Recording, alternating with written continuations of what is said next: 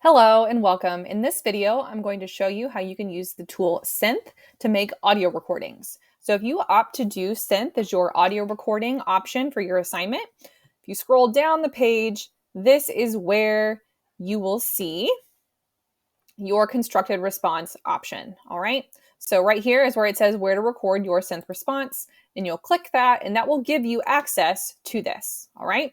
So if you are not someone who used this tool before, all you need to do is just make sure that you select your Google account, and then you'll have access to my Synth channel where I allow you to create your assignments and so on.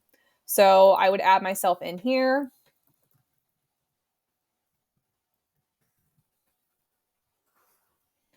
Add your name, and you can make a little kind of nickname for yourself there as well. I would make it similar, please, to your first and last name so I know that it's you. All right, and what we're going to do is click record.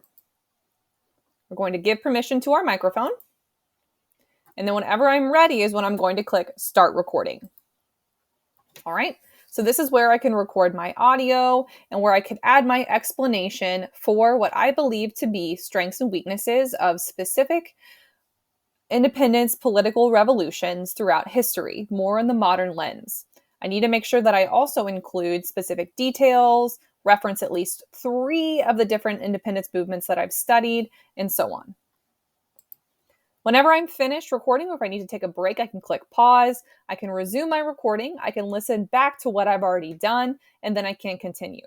Now, if you notice here, you have a long chunk of time that you can record. I do not recommend making a recording that's 30 minutes long. It's going to be a little lengthy for your peers to listen to. I would try to keep it 3 minutes and 20 seconds or less. All right, so click done.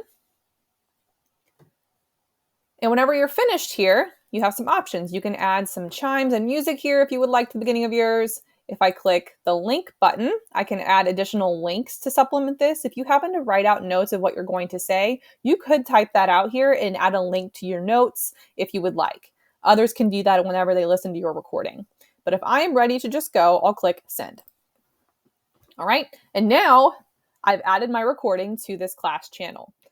Okay, and what I'm going to do is click the share button, and then the link to my specific recording is what I'm going to put back on Canvas in the discussion board.